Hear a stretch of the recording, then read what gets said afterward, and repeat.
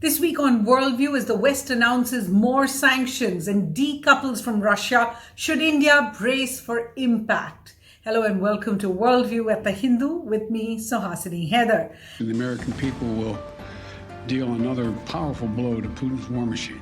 That the UK is out in front. We've sanctioned 275 individuals already. Now, since February 21st, when Russian President Vladimir Putin first announced the recognition of sovereignty for two Ukraine states, Donetsk and Luhansk, and then on February 24th, when he announced military operations on Ukraine, a number of countries have announced a massive list of sanctions against Russia. These are aimed at isolating the Russian economy, crushing the Russian economy, and cutting off their financial connections to the world entirely. So let's just take a quick look at which countries are part of this sanctions regime. Because remember, it's not a United Nations sanctions. These are unilateral sanctions. But a large part of the Western world, a large part of the developed world, in fact, is in fact part of the sanctions regime. So there's the United States that's put these far-reaching sanctions, Canada, then across the Atlantic, of course, the entire European Union, 28 countries, United Kingdom, other non-EU but European countries like Switzerland have joined in as well, Australia across the way, and then Japan joined G7 countries for sanctions. Singapore, a late entrant, also has announced sanctions. And then Taiwan, which is not recognized by many countries, itself has in fact put out a list of sanctions, joining the US, the EU, and others. So if you look at the map and you look at each of those countries putting out those official declarations, you can see just where the sanctions regime against Russia is coming from. But let's take a closer look now at the measures. When we say sanctions, what exactly do these sanctions mean? And you can bring out a paper and pen, because this is a fairly long list of ways in which these countries are now looking to penalize Russia. Some of those measures, I should tell you, are official. Some of them are non-official. Some are what are called self-sanctions, when companies or entities decide themselves to stop dealing with a country. The US and the EU, remember, already had a number of sanctions in place because of 2014 and Russia's annexation of Crimea at that time. But the current round of sanctions is by no means, has been seen before. It's unprecedented, bigger than ever before, as one leader put it. So the first is the economic sanctions on banks.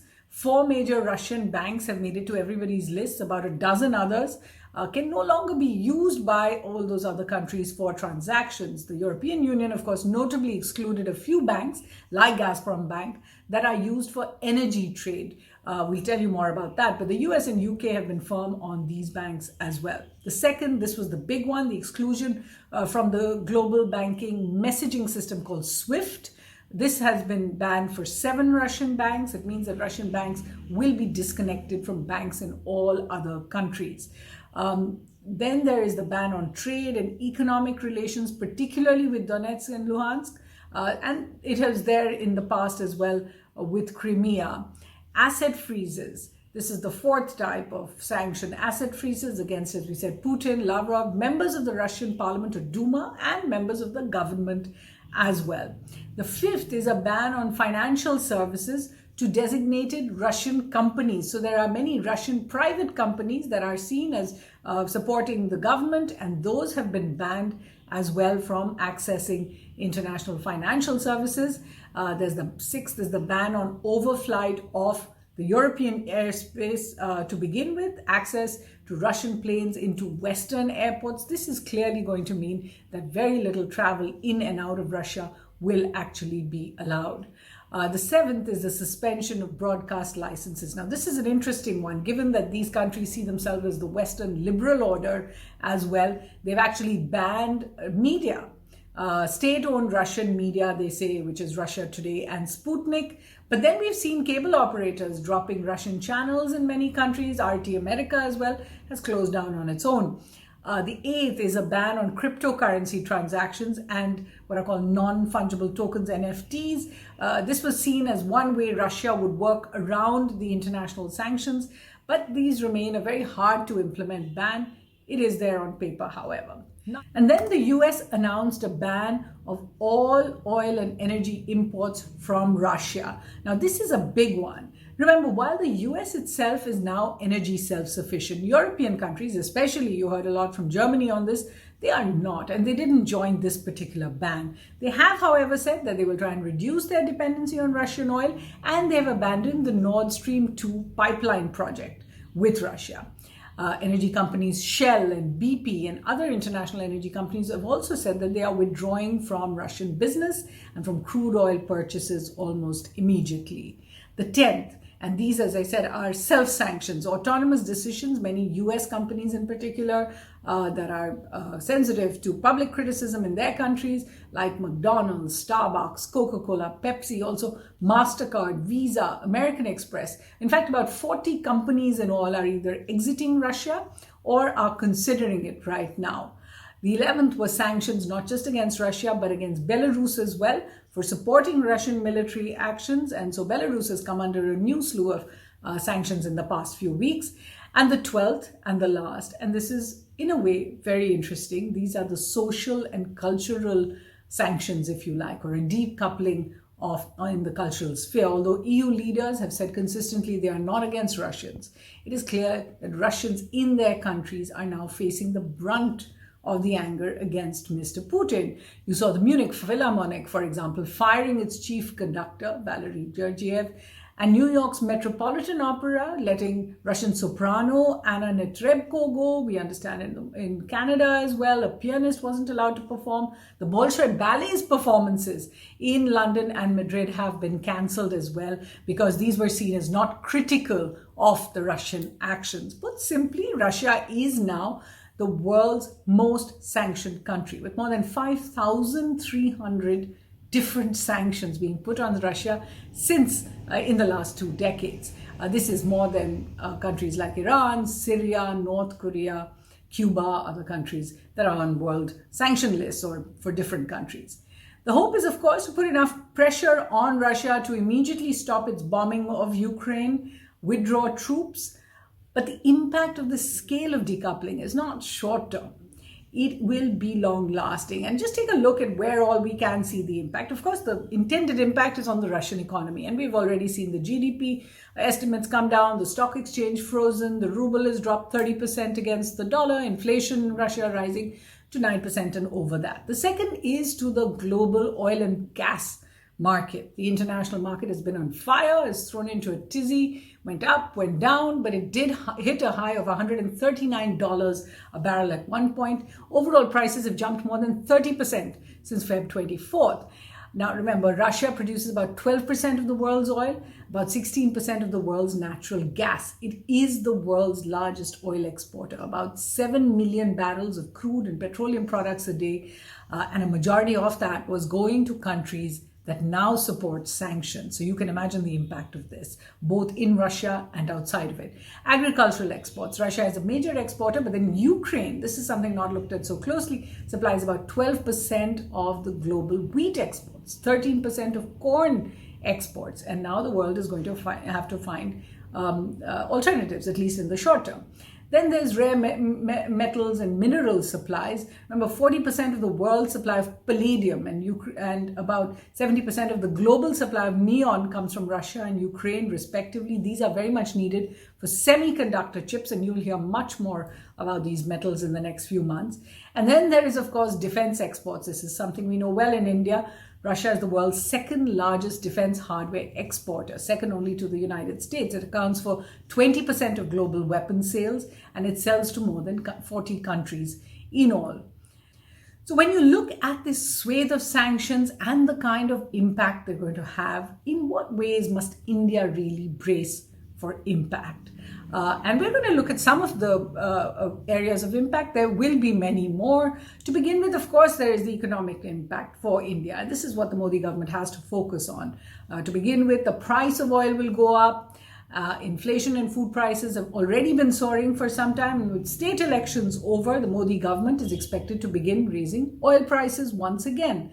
The overall domestic economy will be hit by this consumer sentiment in response. In particular, remember, the US has banned Russian oil and is depending on its own reserves. So US oil will be more scarce for India. So we will have to look for more alternatives. India doesn't actually get much of its energy from Russia at present, but will Russia put so many discounts and tempt New Delhi with that? That's one question. What would be the cost of buying Russian oil at this time in terms of other countries? Remember when the US was in fact sanctioning Iran some years ago, they were able to actually, the Trump administration succeeded in getting the Modi administration to agree to stop oil imports from Iran. Is that going to happen now? Because India lost quite a lot of money on that decision. So that becomes another question. Then the second impact that India has to brace for is the uncertainty. We've already seen the rupee crash to its lowest ever, more than 77 rupees to the dollar. This is going to make imports more expensive. However, India's non-weapon, non-oil trade with Russia is quite small. It's about 1% of India's trade in oil, and that is not expected to affect India too much. The third area is citizens, and now that the government has helped facilitate the return of about 20,000 Indians from Ukraine, let's not forget, there are still about 15,000 Indians in Russia as well.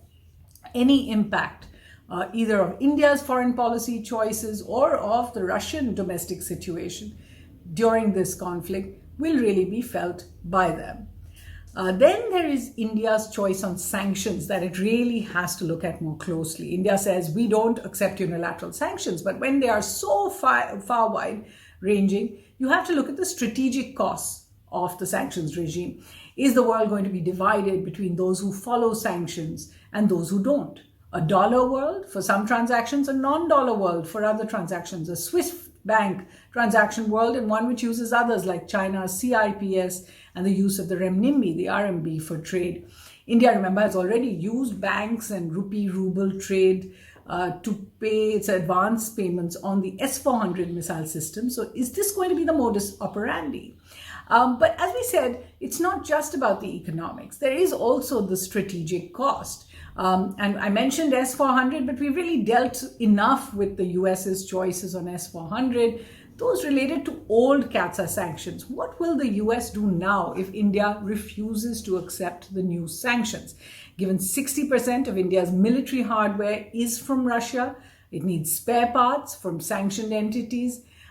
Given that there are more deals in the pipeline with Russia, include those that require Russian investment in India, like the one for rifle production in Uttar Pradesh, and most importantly, that India's most salient defense export at present, the BrahMos missile, just sold to the Philippines, is also done in collaboration with Russia. Can India walk away from all of that, or is it going to face costs if it continues? Then there is the fact that with the West making it clear that this is a with us or against us type of situation, they want to go after not only Russia, but anyone who supports Russia. Remember, which way will India go on the multilateral stage? On a previous Worldview episode, we spoke about the impact of India's abstentions at the United Nations. So far, remember, India has abstained on 3 UN Security Council votes, 2 UN General Assembly votes, 2 votes at the Human Rights Council, 1 at the International Atomic Energy Agency. So is there going to be a cost for this, given that European countries certainly, and we've heard from ambassadors here, saying that India's abstention is not neutrality, it is being seen as support for Russia. There's then the question of, with Russia getting more and more cornered, can India actually count on Russia to do the right thing, to have its back in its dealings with India's adversaries like China and now with Pakistan? This is again another question many in New Delhi are grappling with. And then the opposite side, with the US, EU, UK more focused on the war with Russia, how much space will they have for cooperation in the Indo-Pacific and the threat of China? President Biden held a Quad summit. The EU held an Indo-Pacific ministerial last week to make the point that they were still focusing on the Indo-Pacific, and ended up really putting discussions on Russia's war in Ukraine at the top of the agenda. So that pretty much tells you what that dilemma is. Now, clearly the new sanctions that have been unveiled by the West are not just punitive measures. They are aimed at bringing down a new version of the Iron Curtain that cut Russia and its allies from the West and its allies for 4 decades. India's choices were actually easier then, as the world was not as interconnected. But the question is, if this continues, can India continue to brave Western censure, or will it need to revisit its traditional defense and strategic dependence and partnership with Russia? So that's a lot to chew on, and we've got some reading recommendations for you. In previous weeks, we've of course given you many recommendations on Russia, on Ukraine, on the war between them. So this week, we're going to look away from the actual conflict, which continues, 2 weeks of solid bombings on Ukraine. We've seen civilian casualties, but we're going to look now at the opposite end, at the efficacy of sanctions, the impact on the price of oil, and so on. The first is a book that has just come out. It's hot off the press, called The Economic Weapon: The Rise of Sanctions as a Tool of Modern War. This is by Nicholas Mulder. I haven't read it yet, but it comes well recommended. There's an older work, which is quite easy to go through even online, published by IISS. It's a quick read called Sanctions as Grand Strategy by Brendan Taylor. Then there is an author that you must read, Pulitzer Prize winning Daniel Yergin. His latest book, The New Map: Energy, Climate, and the Clash of Nations, really looks at the current crisis much closer and the new choices available with the US, with shale, with the US-China conflict, and others. His previous books, written a decade ago, include The Prize, The Epic Quest for Oil, Money, and Power, and The Quest, Energy, Security, and the Remaking of the Modern World. These are very visionary works, which you would really benefit from, I think. Next, we look at the downside of sanctions. Do they have any impact on the regimes themselves? Whom do they hurt the most? And this has been a question asked when there have been sanctions against so many other countries around the world, especially unilateral ones. So here's one book called Collateral Damage: The Humanitarian Consequences of US Sanctions on Iran. This is by Christy Lamb. Also another book called Invisible War: The United States and the Iraq Sanctions by Joy Gordon. These are both academics. And then there is a UN diplomat who served in Iraq, called Hans Christoph von Sponeck. A Different Kind of War is the book, The UN Sanctions Regime in Iraq. If you would like to take a look at how sanctions actually work, there are some very serious books as well. Economic Sanctions, more serious books, I should say. Economic Sanctions in International Law and Practice. This is a Routledge publication, only really for people looking at expertise here. Masahiko Asada wrote this one. And then there's Coercive Cooperation: Explaining Multilateral Economic Sanctions by Lisa Martin. So there's quite a lot of reading over there. We do hope you enjoy that and join us once again here on Worldview from the team here. Thanks for watching.